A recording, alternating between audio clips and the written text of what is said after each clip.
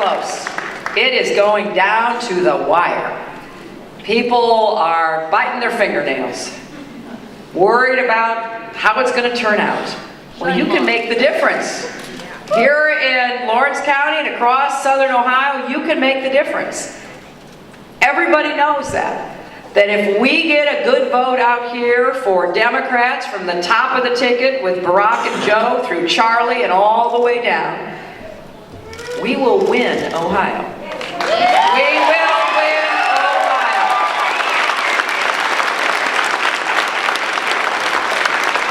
So that's why I'm asking you to talk to everybody you know. Make your phone calls. Use your email. Talk to folks in the supermarket line. Go visit your neighbors. Because as I've traveled across the country on behalf of the Obama-Biden ticket, I hear people talking about this election. And I often hear them ask each other, well, who are you for? But that's not quite the right question. A better question is, who is for you? Who's going to remember where you are and what you need and work for your jobs and your health care and for affordable student loans for these young people to start college and graduate?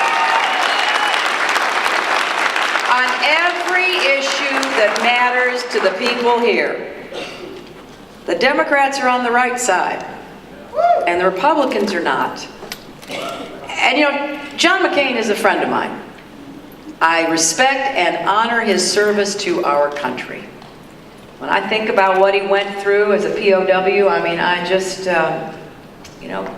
can't help but, wonder how anybody could withstand all of those years of torture. So there's no doubt he's a great man, but he's wrong.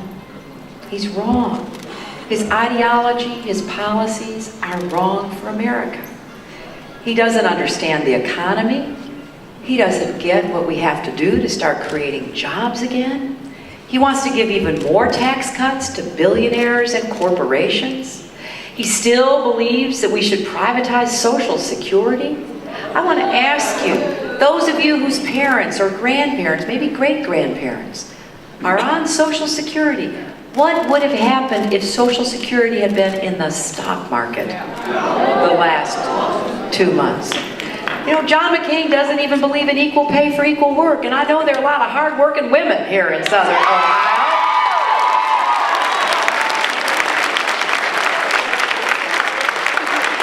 And in contrast, Barack and Joe have proposed a $1,000 tax cut for hard-working families. Just about everybody here. 95% of all Americans who receive a paycheck will be eligible. They have proposed stopping the tax breaks for the oil companies and the drug companies and the insurance companies and taking that money instead and investing it in clean renewable energy jobs and in infrastructure and manufacturing that'll put people to work in Lawrence County.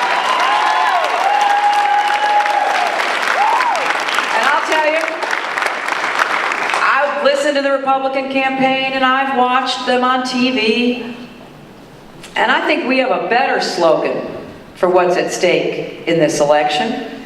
When I look at the rising unemployment rate here in Ohio, when I see the predictions for what's going to happen as this economic crisis plays itself out, good, decent, hardworking people will lose their jobs because of the failed economic policies and the crisis born and bred by the Bush administration's ideology, then I think the slogan for this campaign should be, jobs, baby, jobs. That's what it's about.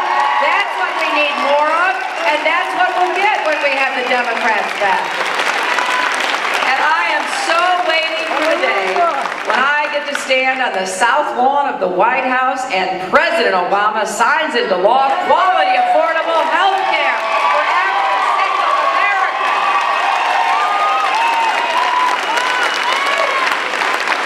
So you can see I'm pretty excited about this, and we've only got a few days left. This has been a long campaign. And we're nearly at the finish line. Let's not rest until we cross it in victory. Because after all, it truly is about every one of us here, and particularly our children and grandchildren. And I know that America has faced challenges before.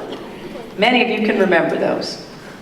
You know, during the Great Depression and in the lead up to the Second World War, Franklin Roosevelt gave our country great leadership because he cared about people and he was unafraid to take on the special interests, the privileged and the powerful, in the name of the great majority of Americans. And remember, he reminded us that all we had to fear was fear itself, and that America had a rendezvous with destiny. And Harry Truman, bless his heart, became president when FDR died and he had to finish the Second World War. Eleanor Roosevelt said, "Oh, I feel so sorry for Harry." I mean, one day you're the vice president, the next day you're in charge. And what a great job he did. And not only that, he turned around and began to lead us in the Cold War, a different kind of challenge. Jack Kennedy set our sights on the moon, said we could get there within a decade. Now, I didn't know how we would do it, but I had no doubt we would, because once Americans make up our minds, we do it. But we got to have that unique American partnership between leadership that is strong, caring, and competent, and citizens who are ready to roll up our sleeves and get to work for that future that we want so badly. America, this is our time. This election is a transformational moment in American history. I want you to feel how you will be thinking on November the 5th. Suppose you stay up really late, but we still don't know who won. And you can't stay up any longer, so you go to bed. You wake up early on November the 5th and you're kind of afraid to find out. You know, so you brush your teeth for 10 minutes. You make really strong coffee. And finally, you know, you turn on the TV or the radio or pick up the paper, call a friend, go on the internet. Think how you'll feel.